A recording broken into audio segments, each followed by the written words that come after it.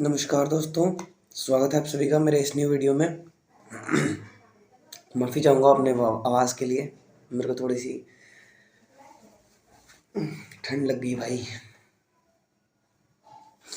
गला थोड़ा सा बैठ गया है, लेकिन आशा करूँगा आपकी रीडिंग में कोई दिक्कत ना आने पाए। ठीक है, तो आज हम लोग करने जा रहे हैं चैप्टर नंबर 4 क्लास 6 की ज्योग्राफी की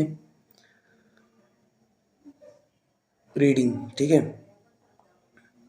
पहले ही बता देता हूँ भाई कि मैं आपको ये चैप्टर पढ़ा नहीं रहा हूँ, मैं केवल आपके लिए रीडिंग करके दे रहा हूँ। और अगर आपको पढ़ना ही है ये चैप्टर, मतलब नोट्स बनाने या फिर ये चैप्टर समझना है, तो आप किसी और वीडियो पे रेफ़र कर सकते हैं जहाँ पे टीचर्स लोगों ने पढ़ा रखा है। मैं केवल आपके लिए रीडिंग कर रहा हूँ दोस्तों। ठीक है, मैं केवल आपके लिए रीडिंग कर रहा हूँ। तो चलिए शुरू करते हैं। You have learned in the previous chapter about the advantages of a globe.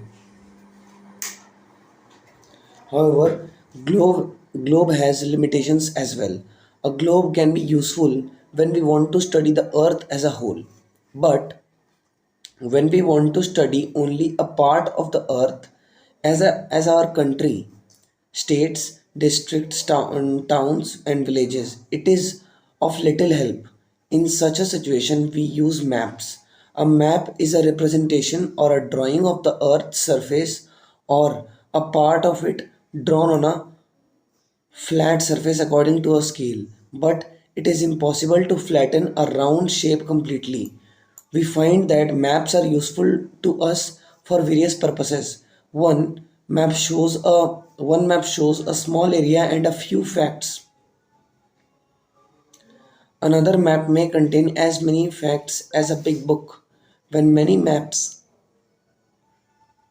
are put together, we get an atlas. Atlases are of various sizes, measurements drawn on different scales.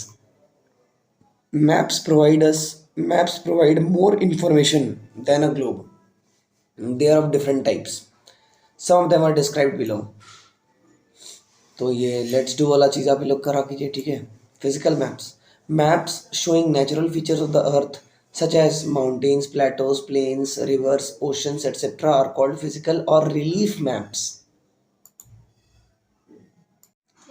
Political maps showing cities, towns, and villages, and different countries and states of the world with their boundaries are called political maps. Thematic maps. Some maps are focus on specific information such as roads, maps, rainfall maps showing distribution of forests, industries, etc. are known as thematic maps. Suitable titles are given on the basis of information provided in these maps.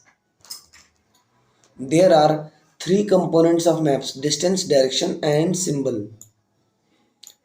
Distance. Maps are drawing which reduce the entire world or a part of it to fit on a sheet of paper. Or we can say maps are drawn to reduced scales, but this reduction is done very carefully so that the distance between the places is real. It can be possible when a small distance on a paper represents a large distance on the ground. Therefore, a scale is chosen for this purpose. Scale is the ratio between the actual distance on the ground and the distance shown on the map. For example, the distance between your school and your home is 10 kilometer. If you show this 10 kilometer distance by 2 centimeter on a map, it means 1 centimeter on the map will show 5 kilometer. On the ground, the scale of your drawing will be 1 centimeter is equals to 5 kilometer. Thus, the scale is very important in any map. If you know the scale, you will be able to calculate the distance between any two places on a map.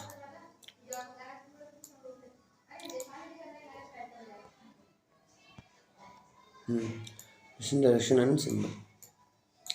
When large areas like continents or countries are to be shown on a paper, then we use a small scale. For example, 5 centimeter on the map shows 500 kilometer of the ground. It is called a small scale map. When a small area like your village or town is to be shown on a paper, then we use Large scale, that is 5 centimeter on the map, shows 500 meters only on the ground. It is called a large scale map. Large scale maps give more information than small scale maps. Direction. Contain most maps contain an arrow marked with the letter N at the upper right hand corner. This arrow shows the north direction. It is called the north line. When you know the north, you can find out other directions. For example, east, west, south. There are four major directions: north, south, east, and west. Figure 4.2, ये वाला. They are called cardinal points. Other four intermediate directions are northeast, southeast, southwest, and northwest. We can locate any place more accurately with the help of these intermediate directions. Find out the following directions from the figure 4.1: the direction of the community center, the the playground from the direction of the community center, the playground from Vikas's house, the direction of school from shops. तो ये सब आप देख सकते हैं इस map पे. Direction of school from shops. Shop कहाँ पे? इधर है, तो ईस्ट में हो जाएगा ना. और क्या होगा? Direction of the community centre. Community centre तो भाई साहब नॉर्थ में है.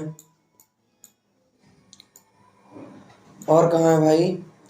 और है playground from Vikas house. Playground from Vikas house. Vikas के हाउस से प्लेग्राउंड किधर है? ये देखो प्लेग्राउंड. तो ये किधर है? नॉर्थ ईस्ट है ना. इधर है ना, तो नॉर्थ ईस्ट हुआ. ये देखो north east. We can find out the direction of a place with the help of a compass. It is an instrument used to find out main direction. Its magnetic needle always points towards north south direction. 4.2 का भी ये देखो, ये है magnetic compass का needle, है ना. ये देख लेते हैं symbol. It is the third important of component of a map. It is the third important component of a map. It is not possible to draw on a map the actual shape and size of different features like such as buildings, roads, bridges, trees, railway lines, or a well. So they are shown by using certain letters, shades, colors, pictures, and lines. These symbols give a lot of information in a limited space. With the use of these symbols, maps can be drawn easily and are simple to read. Even if you don't know the language of an area and therefore cannot ask someone for directions, you can collect information from maps with the help of these symbols. Maps have a universal language that can be understood by all. There is an international agreement regarding the use of these symbols. These are called conventional symbols. Some of the conventional symbols are shown in the figure 4.3. Railway line, broad gauge railway station, meter gauge railway station and railway station. देखो broad gauge, meter gauge railway station. Metalled ये, unmetalled ये, international ये.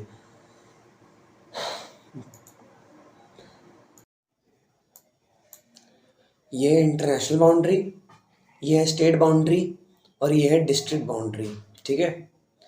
River के लिए ये है, well के लिए ये है टैंक के लिए, ये है कैनाल के लिए, और ये है ब्रिज के लिए. ये है टेंपल के लिए, ये है चर्च के लिए, ये है मॉस्क के लिए, और ये है छतरी के लिए.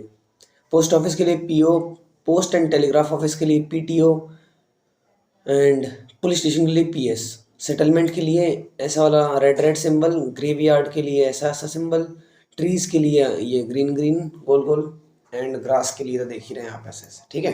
कन्वेंशनल सिंबल्स है जो कि इंटरनेशनली एक्सेप्टेड है. Various colours are used for the same purpose. For example, generally blue is used for showing water bodies, brown for mountain, yellow for plateau, and green is used for plains. Sundarpur village and its surrounding areas. तो यहाँ पे आप देख लीजिए, ये सब है. Sketch. A sketch is a drawing mainly based on memory and spot observation and not to scale. Sometimes a rough drawing is required of an area to tell where a particular place is located with respect to other places. Suppose you want to go to your friend's house but you don't know the way. Your friend may make a rough drawing to show the way to his house. Such a rough drawing is drawn without scale and is a sketch map. Plan. A plan is a drawing of a small area on a large scale. A large scale map gives lot of information, but there are certain things which we may sometimes want to know. For example, the length and breadth of a room, which can't be shown in a map. At that time, we can refer drawings drawn to scale called a plan. ठीक है? यहाँ पे देखना भाई, यहाँ पे कुछ instruction दिए गए हैं इस मैप के बारे में, आप लोग इसका जवाब जरूर दें, ठीक है? देख लेता हूँ यार, ये वाला मैं देख सकता हूँ। In which direction is the river flowing. देखो रिवर का डायरेक्शन ऐसे दिया हुआ है ना। देखो नॉर्थ ऐसे है, तो ये किधर है? साउथ वेस्ट की तरफ जा रहा है। हाँ बच्चे, कहाँ गया भाई मेरा माउस? ये साउथ वेस्ट की तरफ जा रहा है। चलो, what kind of the road passes by the side of the village Dumri. Village Dumri के साइड से कैसा रोड जा रहा है ये? देखो मेटल रोड है ना, metal road. On what type of railway line is Sundarpur situated. Sundarpur कहाँ है भाई? अच्छा ये हमारा सुंदरपुर, तो ये सिचुएटेड है ब्रॉड गेज, है ना। कहाँ गया? Broad gauge railway line. On which side of the railway bridge is police station located? Which side of the railway bridge is police station located? Police station कहाँ है? या इधर। तो ये क्या है? ये डायरेक्शन, ये रेलवे ब्रिज है और ये पुलिस स्टेशन, मतलब साउथ ईस्ट है ना। साउथ ईस्ट की तरफ है पुलिस स्टेशन। थोड़ा आ जाएंगे दोस्तों, क्योंकि मैं हॉस्टल में रहता हूँ, तो आप लोग प्लीज़ इग्नोर कीजिए, ठीक है। अच्छा, पुलिस स्टेशन हो गया। On which side of the railway line do the following lie? देखो छतरी कौन सा है भाई साहब? छतरी ये है ना, रेलवे लाइन ना, तो उसके साउथ में छतरी है। मॉस्क उसके है नॉर्थ में, टेम्पल है उसके साउथ में, और चर्च है उसके साउथ में ही। Side of the railway line to the, अच्छा, post and telegraph office lie, PTO and graveyard ना। पीटीओ किधर है भाई? अच्छा इधर ही है, साउथ में ही।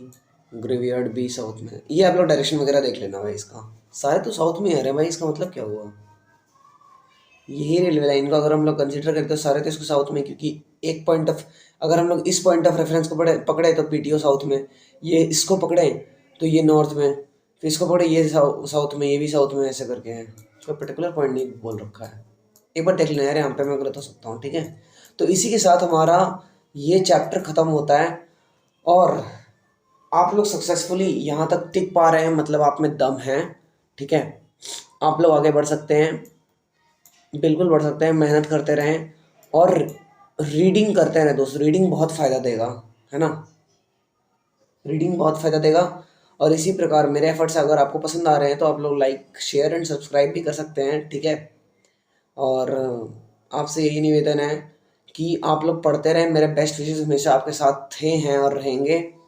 और एनसीईआरटी पढ़ोगे तो भाई बहुत आगे बढ़ोगे, क्योंकि एनसीईआरटी में ना बहुत इन्फॉर्मेशन है जो कि आपका जानना बहुत ज़रूरी है। तो और मैं फिर से एक बार माफ़ी चाहूँगा अपने इस दबे हुए एक्चुअली फंसे हुए वॉइस के लिए, क्योंकि मेरा गला फंस गया भाई। मैं सब कुछ करता हूँ दरअसल, देखो भाई, स्विमिंग भी करता हूँ, सुबह एक्सरसाइज भी करना पड़ता है, शाम में स्विमिंग होती है, तो थोड़ा एक्टिव शेड्यूल है, तो थोड़ा सा मैनेज कर लो यार, ठीक है। आवाज़ के साथ कॉम्प्रोमाइज़ थोड़ा सा करना पड़ रहा है, ठीक है दोस्तों। आशा करता हूँ मेरा आवाज़ ठीक हो जाए नेक्स्ट वीडियो तक। Thank you and have a nice day.